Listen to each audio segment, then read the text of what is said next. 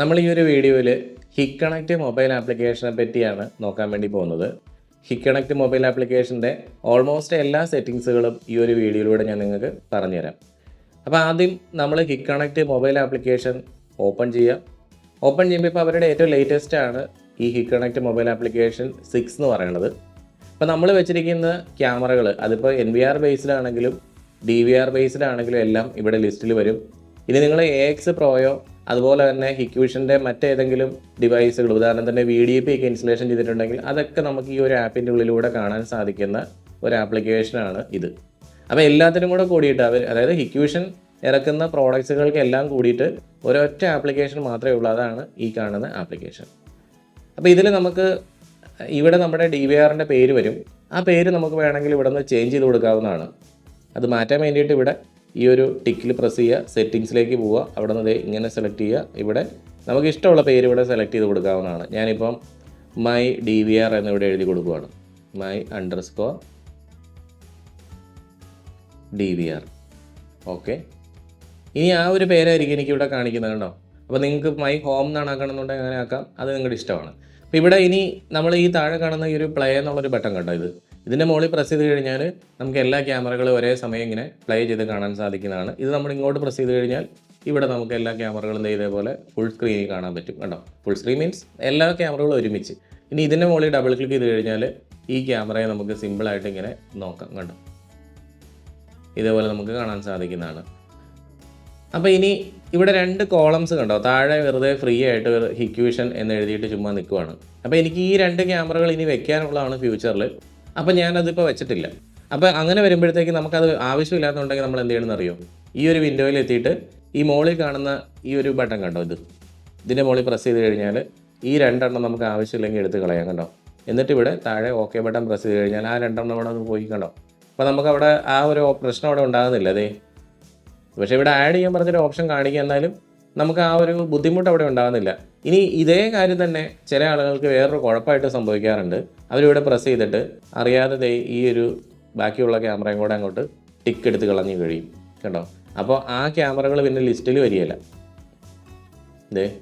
ആ ക്യാമറ ഇവിടെ കാണാനില്ല കണ്ടോ, ഇങ്ങനെ കാണിച്ചുകൊണ്ടിരിക്കുന്നത്.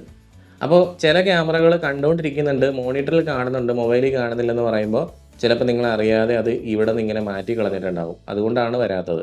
അപ്പോൾ ബാക്കി എല്ലാ ക്യാമറകളും നമുക്കൊരു ടിക്ക് ഇട്ടെങ്കിൽ മാത്രമാണ്, അല്ലെങ്കിൽ ഇവിടെ ടിക്ക് ഇടുന്ന ക്യാമറകൾ മാത്രമായിരിക്കും ഈ ലിസ്റ്റിലേക്ക് വരാൻ വേണ്ടി പോകുന്നത് കേട്ടോ. അപ്പോൾ ഇത് IP ക്യാമറയുടെ കേസിലാണെങ്കിലും അനലോഗിൻ്റെ കേസിലാണെങ്കിലും വ്യത്യാസമൊന്നുമില്ല, അങ്ങനെ തന്നെയാണ്. ഇനി നമുക്ക് ഈ ഒരു ക്യാമറയുടെ മുകളിൽ ഡബിൾ ക്ലിക്ക് അടിച്ച് കഴിഞ്ഞാൽ ഈ ഒരു ക്യാമറ നമുക്ക് ഫുൾ സ്ക്രീനിൽ കാണാൻ പറ്റും അല്ലേ. എന്നിട്ട് ഇവിടെ താഴെ ഒരു HD എന്ന് പറഞ്ഞൊരു ഓപ്ഷൻ ഇവിടെ കാണിക്കുന്നുണ്ട് കേട്ടോ. നമ്മൾ HDയിലാണ് ഇടുന്നതെങ്കിൽ കൂടുതൽ ക്ലാരിറ്റിയിൽ നമുക്ക് കാണാൻ പറ്റും. SD-യിലാണ് ഇടുന്നതെങ്കിൽ ബേസിക് ക്വാളിറ്റിയിൽ മാത്രമേ കാണാൻ പറ്റുള്ളൂ. അപ്പോൾ അതാണ് അതിൻ്റെ ഒരു വ്യത്യാസം. അപ്പോൾ നിങ്ങൾക്ക് നല്ല ക്ലിയർ ആയിട്ട് കാണണമെങ്കിൽ നിങ്ങൾ HD എന്നുള്ള ഓപ്ഷനിലേക്ക് ഇടുക. പക്ഷേ ഇതിനകത്തൊരു കുഴപ്പമുണ്ട് കേട്ടോ, നമ്മുടെ ഡാറ്റ കൂടുതൽ അത് വലിക്കും.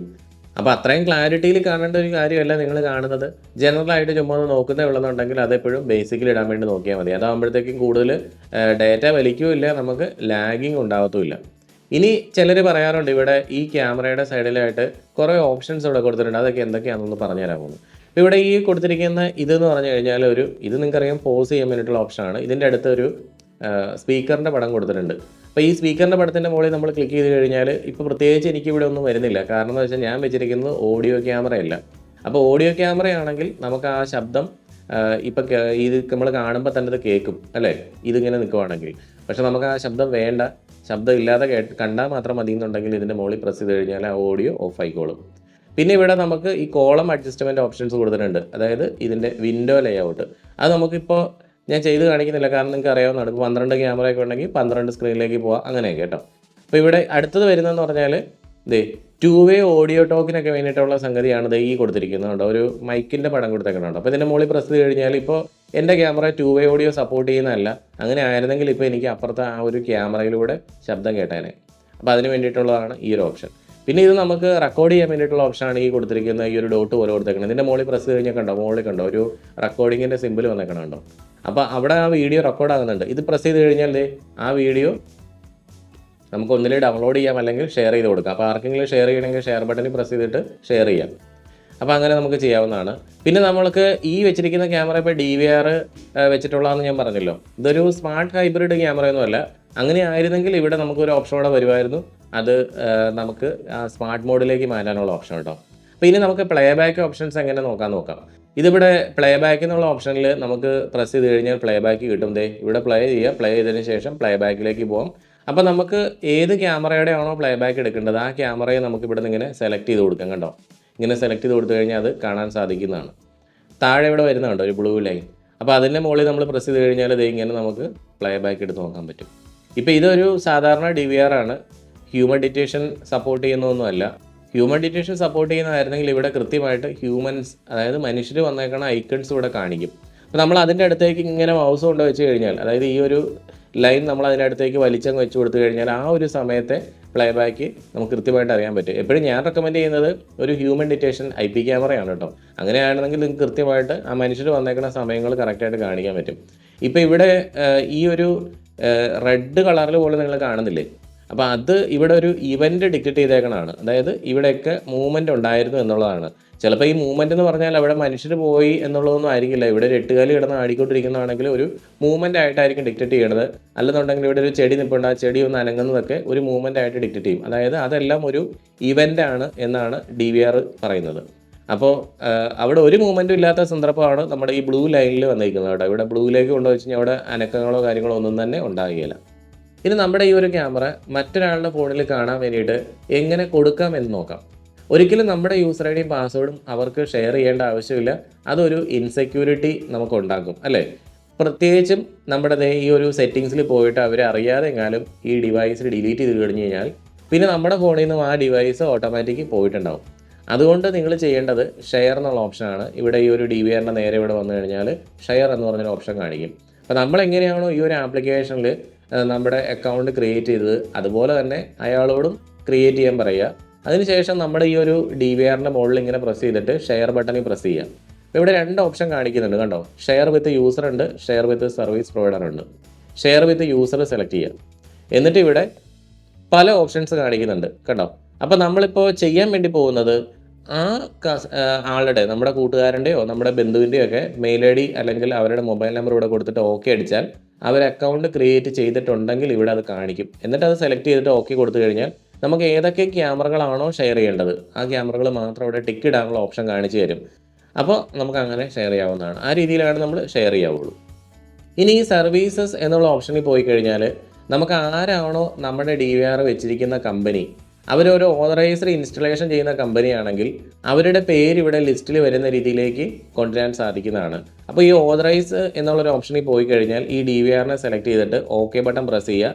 എന്നിട്ട് ഈ ഓതറൈസ്ഡ് സർവീസ് പാർട്ട്ണറുടെ ഇമെയിൽ ID ഇവിടെ കൊടുക്കുക. ഇപ്പോൾ നെക്സാ സിസ്റ്റം അങ്ങനെ ഒരു ഓതറൈസ്ഡ് സർവീസ് പാർട്ട്ണറാണ്.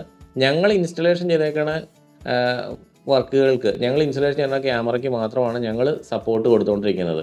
അപ്പോൾ ഞങ്ങളുടെ കസ്റ്റമേഴ്സൊക്കെ ആണെങ്കിൽ അവർ ചെയ്യുന്നത് ഇതേപോലെ ആയിരിക്കും. അവരവിടെ നമ്മുടെ മെയിൽ ID കൊടുക്കും, എന്നിട്ട് ഓക്കെ പ്രസ് ചെയ്യും. അപ്പോൾ ഇനി ഇവിടെ കാണിക്കുന്നത് പറഞ്ഞാൽ live view, configuration, play back എന്ന് പറഞ്ഞിട്ട് 3 ഓപ്ഷൻസ് കൊടുത്തിട്ടുണ്ട്. അപ്പോൾ ഇത് ടിക്ക് ഇട്ടണം. ടിക്ക് ഇട്ട ശേഷം ഇവിടെ ഓക്കെ ബട്ടൺ പ്രസ് ചെയ്യാം. അപ്പോൾ ഒരു ഇൻവിറ്റേഷൻ നമ്മുടെ ഹിക് കണക്റ്റ് പാർട്ണർ പ്രോയിലേക്ക് സെൻഡ് ആയിട്ടുണ്ട്. അപ്പോൾ ആ ഹിക് കണക്റ്റ് പാർട്ണർ പ്രോ എന്നുള്ള മൊബൈലിലൂടെയാണ്, അല്ലെങ്കിൽ ആ ഒരു അഡ്മിൻ പേജിലൂടെയാണ് ഇത് മാനേജ് ചെയ്യുന്നത്. അപ്പോൾ അവിടെ ചെന്നിട്ട് എന്ത് ചെയ്യുക, നമ്മൾ ആ ഒരു കോൺഫിഗറേഷൻ അക്സെപ്റ്റ് ചെയ്ത് കഴിഞ്ഞാൽ ഇവിടെ ആ ഒരു സർവീസ് പ്രൊവൈഡറിൻ്റെ പേര് വരും. അപ്പോൾ ഞാനത് അക്സെപ്റ്റ് ചെയ്ത ശേഷം നിങ്ങളൊന്ന് കാണിച്ചു തരാം. ഇപ്പോൾ ഞാനത് അക്സെപ്റ്റ് ചെയ്തിട്ടുണ്ട്.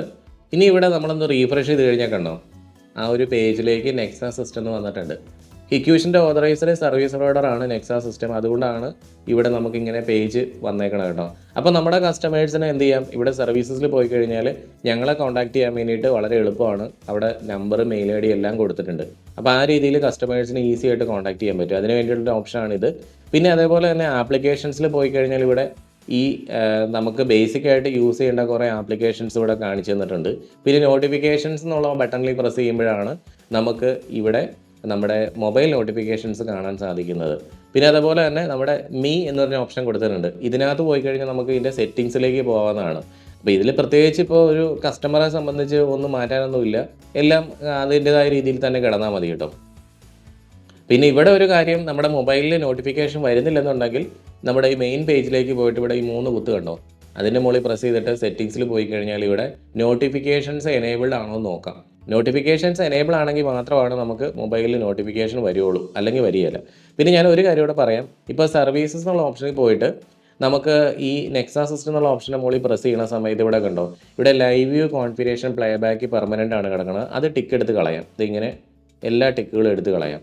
ഇതെന്തിനാണ് ടിക്ക് എടുത്ത് കളയണമെന്ന് വെച്ചാൽ ഇപ്പോൾ എൻ്റെ ഈ കോൺഫിഗറേഷൻസ് ഒന്നും തന്നെ എൻ്റെ സർവീസ് പ്രൊവൈഡറിന് കാണാൻ സാധിക്കുന്നതല്ല. എനിക്ക് എന്തെങ്കിലും ഒരു ഇഷ്യൂ ഉണ്ടാകുന്ന സമയത്ത്, എനിക്ക് ഓൺലൈൻ സപ്പോർട്ട് തരേണ്ട സമയത്ത് മാത്രം ഞാൻ എന്ത് ചെയ്താൽ മതി, ഈ ഓപ്ഷൻസിൽ ടിക്ക് ഇട്ട ശേഷം എത്ര മണിക്കൂർ ആ വർക്ക് ചെയ്യാൻ വേണ്ടിയിട്ട് ആ പ്രൊവൈഡറിന് ആവശ്യമുണ്ടെന്ന് വെച്ചാൽ അത്രയും മണിക്കൂർ മാത്രം എനിക്ക് കൊടുക്കാം. കണ്ടോ, ലൈവ് വ്യൂ കോൺഫിഗറേഷൻ പ്ലേബാക്ക് ഈ 3 എണ്ണവും ഞാൻ 2 മണിക്കൂർ വെച്ച് ടിക്കറ്റ് കൊടുത്തിട്ടുണ്ട്. എന്നിട്ട് ഓക്കെ ബട്ടൺ പ്രസ് ചെയ്യുകയാണ്. ഇനി നമ്മുടെ അഡ്മിൻ പേജിലേക്ക് പോയി കഴിഞ്ഞാൽ നമുക്ക് അവിടെ കാണാൻ സാധിക്കുന്നത് ആ സർവീസ് പ്രൊവൈഡറിന് വെറും 2 മണിക്കൂർ മാത്രം സമയം ഉണ്ടാവുള്ളൂ എൻ്റെ DVR മാനേജ് ചെയ്യാൻ വേണ്ടിയിട്ട്. അപ്പോൾ ഈ രീതിയിലാണ് നമ്മളെപ്പോഴും ഒരു സർവീസ് പ്രൊവൈഡറിന് നമ്മുടെ DVR ആക്സസ് ചെയ്യാൻ വേണ്ടി കൊടുക്കാവുള്ളൂ. ഒരിക്കലും അത് ഫുൾ കൺട്രോൾ ഇട്ട് കഴിഞ്ഞാൽ അവർക്കൊക്കെ നമ്മുടെ ഈ ക്യാമറ വെച്ചിരിക്കുന്നതൊക്കെ കാണാൻ സാധിക്കുന്നതാണ്. അപ്പോൾ ഇത്രയാണ് ഈ ഒരു ആപ്പിൻ്റെ ഉള്ളിൽ നമുക്ക് കാണാൻ വേണ്ടിയിട്ടുള്ളത് കേട്ടോ. അപ്പോൾ ഈ ഒരു വീഡിയോ നിങ്ങൾക്ക് ഉപകാരപ്പെട്ട് കഴിഞ്ഞാൽ ഒന്ന് ലൈക്ക് അടിക്കുക. അതുപോലെ പുതിയ വീഡിയോസിന് വേണ്ടിയിട്ട് നമ്മുടെ ഈ ഒരു ചാനൽ ഒന്ന് സബ്സ്ക്രൈബും ചെയ്ത് വെക്കുക. എല്ലാവർക്കും നല്ലൊരു ദിവസം ആശംസിക്കുന്നു.